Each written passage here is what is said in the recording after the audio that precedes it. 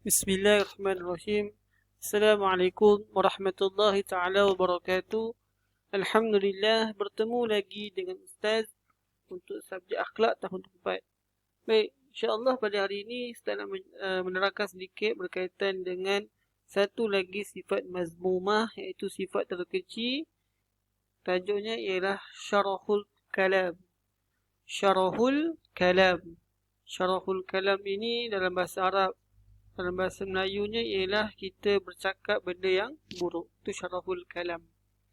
Baik, kita terus kepada pengertian. Pengertian syarahul kalam. Baik, syarahul kalam ialah suka bercakap banyak pada perkara yang tidak berfaedah. Baik, jadi kalau kita bercakap pada perkara yang tak berfaedah, itu dikategorikan sebagai bercakap perkara yang tidak baik. Jadi kita sebenarnya perlu bercakap pada perkara-perkara yang berfaedah saja. Perkara-perkara yang mendatangkan keuntungan kepada kita dan perkara-perkara yang penting saja. Perkara-perkara lain yang tidak berfaedah, contoh sembang kosong, mengumpat, mengata orang dan sebagainya, semua itu dikategorikan, dimasukkan dalam syarahul kalam, iaitu bercakap banyak pada perkara yang tidak berfaedah. Dan ini merupakan salah satu daripada sifat terkeji, sifat mazmumah. Baik, jadi bila sebut bercakap ini, berkata-kata ini, kalau zaman sekarang orang berkata-kata melalui media sosial, iaitu WhatsApp, Facebook, Instagram, Twitter dan sebagainya. Walaupun dia menulis, tapi itu merupakan kata-kata dia.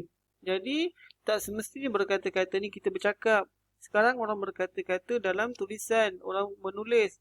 Orang berkata-kata dalam WhatsApp, orang berkata-kata dalam Facebook dan sebagainya untuk cakap benda tak faedah. Jadi semua itu termasuk dalam syarahul kalam, iaitu bercakap perkara yang tidak berfaedah. Baik, kita tengok dalil syarahul kalam. Dalil ini daripada ayat Quran.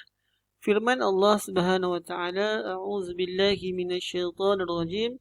Bismillahirrahmanirrahim. لا خير في كثير من نجواهم إلا من أمر بصدقة أو معروف أو إصلاح بين الناس ومن يفعل ذلك ابتغاء مرضات الله فسوف نؤتيه أجرا عظيما.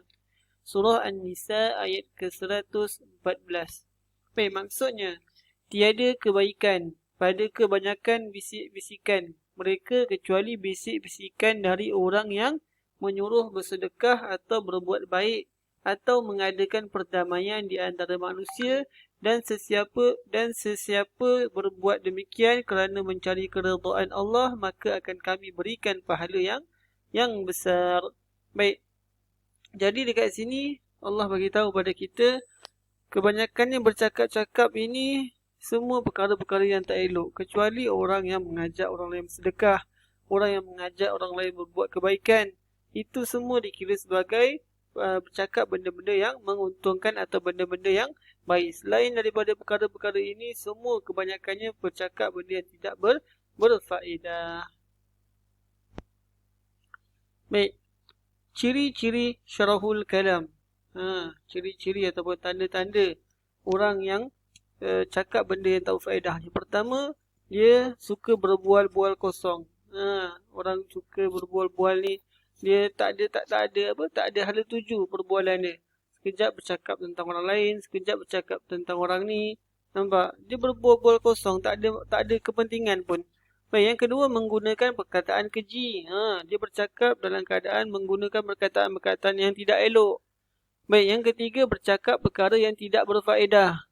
Cakap benda-benda yang tak mendatangkan keuntungan. Bukanlah cakap benda yang berilmu, cakap benda-benda yang tak penting. Baik, kemudian yang keempat, menggunakan bahasa kasar dan tidak sopan. Kita bercakap ataupun dia berbual dalam keadaan menggunakan bahasa-bahasa yang kasar, bahasa-bahasa yang tak sopan, maknanya dia mencarut dan sebagainya. Semua itu adalah ciri-ciri syarahul kalam. ciri-ciri bercakap benda yang tak baik atau tak berfaedah.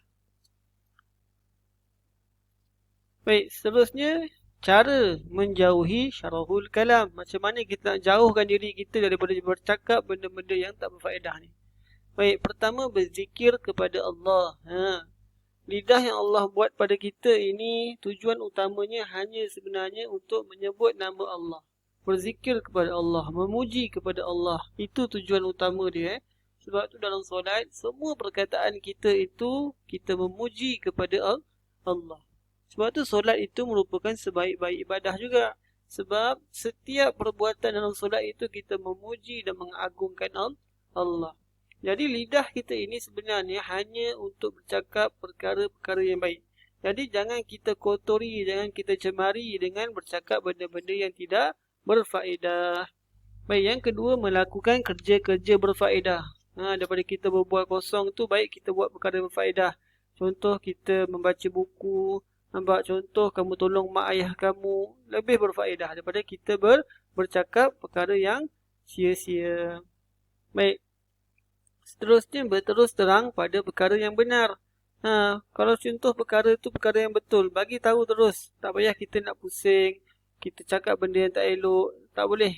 Kita terus bagi tahu pada perkara yang sepatutnya. Baik, kemudian berfikir dahulu sebelum bercakap. Ini penting.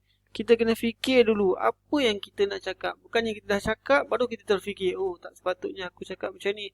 Tak, sepatutnya kita fikir dulu apa yang saya nak cakap. Kemudian baru kita bercakap.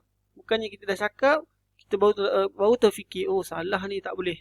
Sebab kata-kata ini sebelum dia keluar, kita kena fikir dulu sama ada kata-kata ini elok ke, baik ke, tak baik ke, semua kita kena pastikan terlebih dahulu. Baik, akibat syarahul kalam. Pertama, mendapat azab. Kalau kita bercakap benda yang tak elok, akhirnya kita mendapat azab siksaan daripada Allah. Kita tak nak. Yang kedua, membuang masa. Kita duduk bersembang sejam, 2 jam, 3 jam dekat WhatsApp, dekat telefon dan sebagainya. Membuang masa saja. Nampak? Kemudian yang ketiga, menimbulkan pergaduhan. Bila kita cakap benda yang tak berfaedah, kita mengutuk orang, kita menceritakan benda tak elok tentang orang lain. Akhirnya menyebabkan pergaduhan. Baik, yang keempat, dibenci rakan dan guru. Kawan-kawan jadi tak suka sebab tahulah dia ni suka cakap benda yang tak elok, dia suka cakap benda yang dalam bahasa yang kasar. Jadi orang jadi tak seronok dan nak berkawan dengan dia. Macam tu juga dengan guru. Nampak, guru bila dengar murid yang cakap benda tak elok, guru ini akan ada rasa tak senang dengan pelajar yang macam ni. Yang kelima, dimurkai Allah dan Rasulullah. Allah tak suka.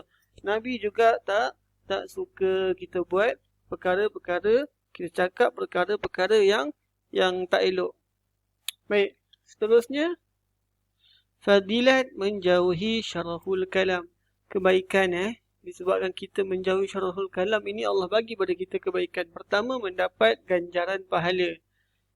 Kalau kita sentiasa berzikir, cakap perkara yang baik, Allah bagi pahala. Yang kedua, dikasihi Allah dan Rasul. Allah semakin sayang kepada kita, Rasulullah semakin sayang kepada kita. Yang ketiga, disukai rakan dan guru. Kawan-kawan juga senang nak berkawan dengan dia sebab dia cakap perkara yang baik, dia menyampaikan sesuatu yang baik, cara dia bercakap tu lembut dan sebagainya. Guru juga senang dengan pelajar ataupun murid yang begini. Yang keempat, mengeratkan persaudaraan. Dia akan lebih ramai kawan. Semua orang nak berkawan dengan dia. Orang senang berkawan dengan dia. Baik. Tengok dekat sini. Tahukah anda, terlajak perahu boleh diundur, terlajak kata buruk padahnya. Baik, ini pepatah Melayu. Jadi dikata dekat kita, kalau kita dah cakap benda tak elok, benda dah terjadi, kita dah bercakap benda tak elok, jadi susah untuk kita tarik balik kata-kata kita. Nampak? Sebab orang akan terasa dengan apa yang kita cakap. Orang akan simpan dalam hati apa yang kita cakap. Jadi fikir dulu sebelum apa kita nak cakap. Baik, apa yang kita boleh amalkan ialah berbudi bahasa dan bercakap dengan sopan. Jadilah orang yang berbudi bahasa. Jadilah orang yang lemah lembut dalam bergaul dengan orang lain. Kemudian bercakaplah dengan sopan. Kalau kita bercakap dengan sopan, orang suka nak berkawan dengan kita. Baik. Jadi cukup sekadar itu daripada Ustaz. Kita jumpa lagi. Assalamualaikum warahmatullahi taala wabarakatuh.